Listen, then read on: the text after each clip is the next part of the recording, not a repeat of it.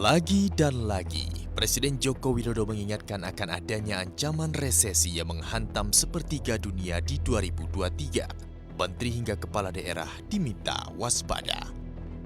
Dalam rapat koordinasi nasional kepala daerah se-Indonesia, Jokowi menyatakan tahun 2023 akan penuh dengan turbulensi. Hal ini disebabkan oleh adanya pernyataan dari IMF bahwa sepertiga negara di dunia atau terdapat 70 negara yang diprediksi alami resesi. Selain itu, guncangan ekonomi karena perang telah menyebabkan 47 negara menjadi pasien dari dana moneter internasional. Tahun 2023, Kristalina Georgieva mengatakan, sepertiga ekonomi dunia diprediksi mengalami resesi. Sepertiga ekonomi dunia diprediksi mengalami resesi. Bahkan untuk negara yang tidak terkena resesi, ratusan juta penduduknya merasakan seperti sedang resesi. Hati-hati. Sepertiga itu artinya kurang lebih 70 negara. Kurang lebih. Dan guncangan ekonomi karena pandemi, karena perang, ini sudah menyebabkan 47 negara masuk menjadi pasiennya IMF. Kita ingat tahun 97-98, Indonesia menjadi pasiennya IMF. Ambruk ekonomi dan ambruk politiknya. Ini 47 negara. Dan yang lain masih ngantri di depan pintunya IMF. Sehingga kita harus memiliki, sekali lagi, memiliki frekuensi yang sama dalam menghadapi situasi-situasi yang tidak mudah ini. Situasi global masih sangat tidak mudah. Dan sekarang yang menjadi momok semua negara adalah yang namanya inflasi. Ini momok semua negara. Dan patut juga kita syukuri inflasi kita terakhir di angka 5,5%. Ini patut kita syukuri berkat kerja keras kita semuanya. Pada kesempatan yang sama, Menteri Keuangan Sri Mulyani meminta pemerintah daerah mendukung upaya pemerintah pusat dalam mengendalikan inflasi dan mendorong pertumbuhan ekonomi. Tak kala pemerintah pusat jor-joran melindungi masyarakat dan ekonomi lemah lewat APBN, pemerintah daerah pun dengan APBD diminta untuk menyetarakan usaha pemerintah pusat. Pemerintah daerah diminta untuk bisa menggunakan dengan arif dan bijak APBD dalam memutar roda perekonomian sehingga kas daerah yang mengendap di perbankan tidak semakin menumpuk. Kemudian kita juga menggunakan dana transfer umum DAU yang kita minta kepada daerah untuk juga melindungi masyarakat dan mengendalikan inflasi seperti yang sudah disampaikan oleh Bapak Presiden.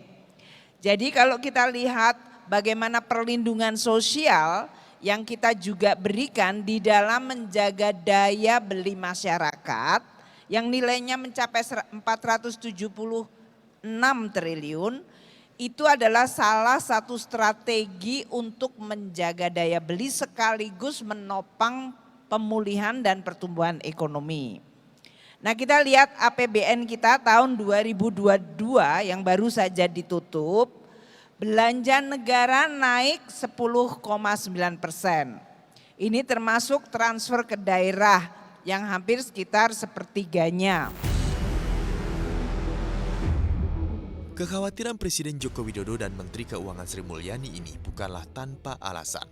Pasalnya, sekelas IMF pun memprediksi ekonomi dunia akan mencapai titik terendahnya pada tahun 2023 ini. Direktur Pelaksana IMF, Kristalina Georgieva kepada CNBC International menyebut, hari-hari lembaganya memberikan penurunan peringkat pertumbuhan global telah berakhir tahun ini. IMF telah menurunkan perkiraan pertumbuhannya 3 kali sejak Oktober 2021. Hal ini terjadi karena perpecahan atau fragmentasi dalam ekonomi global. Dalam data terbaru, IMF mengatakan fragmentasi tersebut dapat merugikan ekonomi global hingga 7% dari PDB. We are going to see a very difficult 2023. Why? Because you look back, shock upon shock upon shock that has exhausted public buffers. And you look forward, US slowing down because of high interest rates to fight inflation, and that has to be the priority. Yeah. Europe, half of it likely in recession in 2023, maybe even more. China slowing down. That inevitably creates a very difficult environment for next year. China sebagai ekonomi terkuat di dunia sudah menjadi korbannya. Ekonomi China sepanjang 2022 tercatat hanya tumbuh 3%, jauh di bawah target yang ditetapkan pemerintah sebesar 5,5% maupun capaian di 2021 di mana ekonomi China tumbuh 8,1%. Pertumbuhan tersebut menjadi salah satu yang terlemah dalam 40 tahun terakhir, setelah capaian tahun 2020 di mana ekonomi China hanya tumbuh 2,2% akibat pandemi COVID-19. Berdasarkan data yang dirilis Biro Statistik Nasional China, pertumbuhan ekonomi negara tersebut pada kuartal keempat tahun 2022 hanya mencapai 2,9% secara tahunan. Angka ini melambat dibandingkan kuartal ketiga yang mencapai 3,9%, namun melampaui ekspektasi ekonomi yang memperkirakan pertumbuhan 1,8%. Pertumbuhan ekonomi yang melampaui ekspektasi itu terjadi di tengah meningkatnya kasus COVID-19 di negeri tirai bambu sejak akhir tahun lalu. Dan kini pemerintah China telah melonggarkan kebijakan pengetatannya sejak Desember 2022. 国民经济顶住压力，持续发展，经济总量再上新台阶，就业、物价总体稳定，人民生活持续改善，高质量发展取得新的成效，经济社会大局和谐稳定。初步核算今年国内生产总值121万亿元，按不变价格计算，比上年增长3%。 Dalam hasil survei risiko global tahun 2023 yang diperkasai 1.200 pakar ekonomi, krisis biaya hidup dipandang sebagai risiko terbesar yang dihadapi ekonomi global dalam 2 tahun ke depan. Inflasi global akan membuat biaya hidup semakin tinggi dan menekan para pekerja kelas menengah bawah. Inflation, cost of living crisis, trade wars, capital outflows from emerging markets, widespread social unrest, geopolitical confrontation, and probably for the first time in decades, the specter of nuclear warfare. And that really puts a lot of this generation's business leaders and policymakers have never really experienced this. So, I think your question is key in that many countries, not just developing countries now, are experiencing the issue.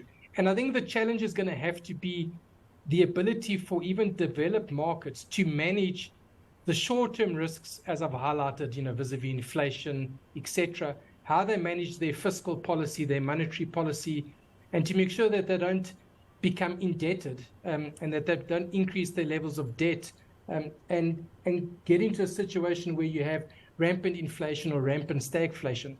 And I think that's the issue. So I don't think there are... Sejumlah proyeksi ini tidak serta-merta membuat ekonomi tahun 2023 suram, namun setidaknya membuat kita waspada. Pasalnya tahun 2023 masih diselimuti awan gelap mulai dari COVID-19 yang belum sepenuhnya hilang, krisis pangan, hingga perang Rusia dan Ukraina yang dikhawatirkan melebar. Semoga saja Indonesia mampu bertahan di tengah hantaman badai ekonomi global ini.